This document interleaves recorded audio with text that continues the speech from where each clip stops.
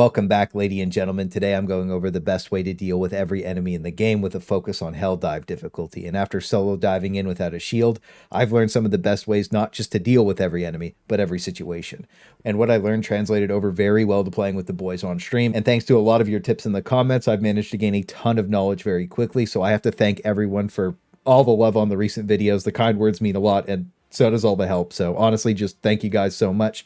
And if you want to keep up to date with what I'm doing, just join the Discord. I'll try to do a community event where we push a plant together or something if I can get enough interest. But for now, we're lighting this off with the best way to deal with every enemy, and that's a well-balanced loadout that counters 99% of situations. If you need that, I have an entire video dedicated to it already, but a lot of enemies can one-shot, slow, or ragdoll you, and having the personal shield generator is the best way to help negate that and keep your character alive. Combined with a railgun, you can basically handle every situation, but an autocannon or AM rifle work just fine too if you're not level 20. I just think this is important to note, especially when you're dealing with the Automaton scum. So my main tip to fighting them is to always have cover to the left of your character and peek out and shoot. A single Devastator rocket will one-shot you if it's a direct impact to the chest or head, and this will be the main reason you die.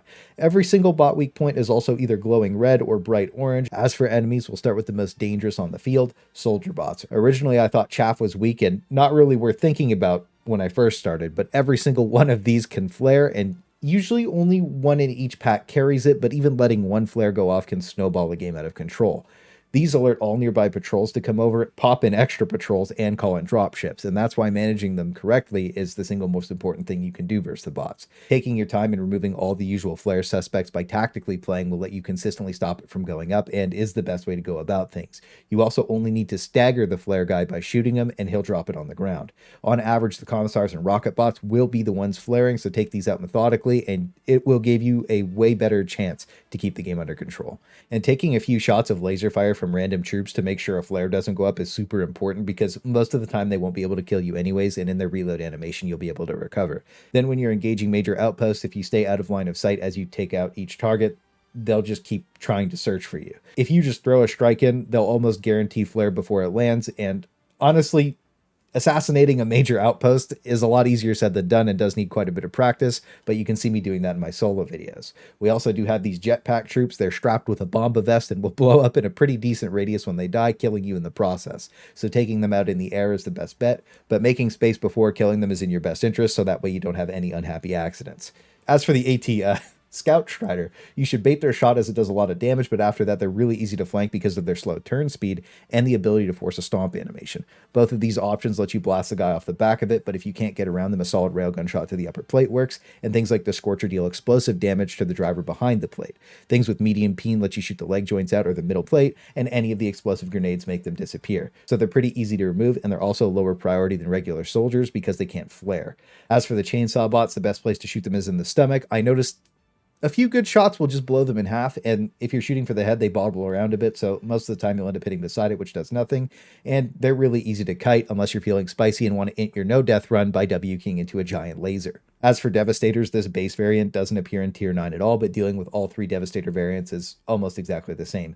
Headshots and backpack shots are the best way to remove them, and spamming grenades at them is also in your best interest. The Shield Boy is really annoying, and his laser Gatling gun will absolutely rip your HP to pieces, so it's important to only peek these when you're going for a kill shot. Now, the flat-out most oppressive enemy in the entire game is the Rocket Devastator. This will be the reason you die 99% of the time, and I noticed if you're in extended combat with them, bot drops come in anyways. I still have some more testing to do on this, but if anybody knows the real answer to that, let me know. And if you're trying to fight them, fake peeking so that they shoot the corner with all their rockets gives you the opportunity to peek after that and then deal with them.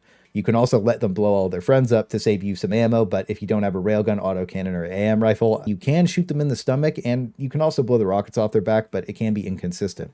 Impact grenading them twice is usually the safest bet if you're in range for that. I just prefer to kill these as fast and as safe as possible because they punish you for making even the smallest mistakes.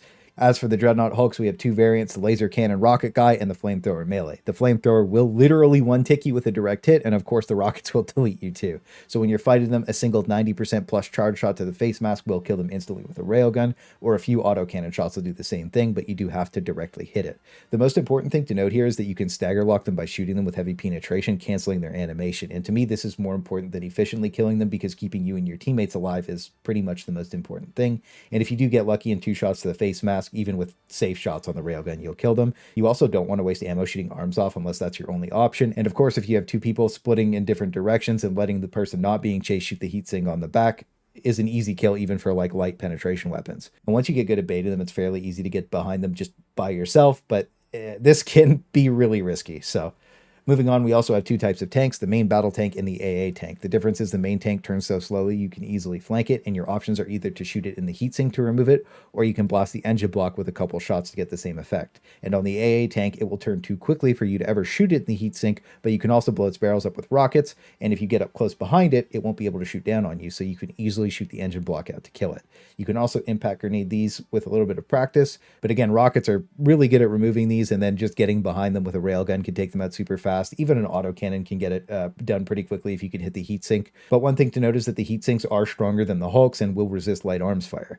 Now, the big super turrets that are randomly scattered around the maps have the same weakness, but are easily killed by grenades. It just takes a little bit of practice, and there's always a pack of grenades at the turrets. So I think this is how we were meant to deal with them in the first place, but either way, just sneak up to them, blow them up, and it won't be a big deal.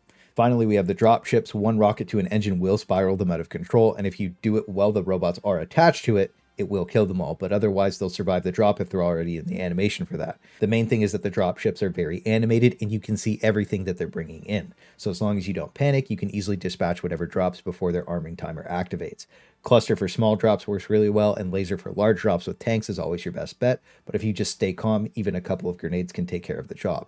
Just make sure you prioritize the soldier drops, that way they can't flare and call in more robots. So that's all the automaton enemies, and I'll deep dive their mechanics in a future video. I have a whole plan for that already, but now it's time to move on to the Termanids, and they have a priority order. If a brood commander gets a call in off, your next 5 to 10 minutes is basically cooked, and it could mean not extracting at all if that's when it happens. Then anything else with long legs or a big head will cause a pretty hefty breach, so removing these as fast as possible is always your top priority.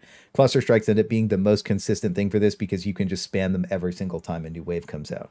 As for the small bugs, they die instantly to even the worst guns, and usually it's okay to let their pheromone bomb go off over larger targets, as long as it's not a watch post because they will cause a larger breach. You'll always see me animation sequencing the smaller outposts, and I just walk up to startle them so that way they start their move animation towards me. That way once I can see them all, I can start shooting and easily kill all of them before they cause a breach. But I think they're lower priority because compared to the others, even if they do cause a breach, a cluster or a couple grenades is usually enough to take care of it. Just don't leave them active too long because they will snowball the game if they do just keep spraying. There's also small flying ones that are basically worthless and kill last targets, not to be confused with their larger counterparts, and the small green ones are interesting. If you Han Solo maneuver slightly to the left or right, they miss 99% of the time, but you don't want to be close to them when they die because they explode, and the acid debuff is really annoying. It's a slow and it will take a bit of your HP. There's also acid warriors that do the same thing, and I find just shooting their heads off is always the safest bet, and the same goes for the normal warriors. These ones just don't explode and they're a lot less dangerous.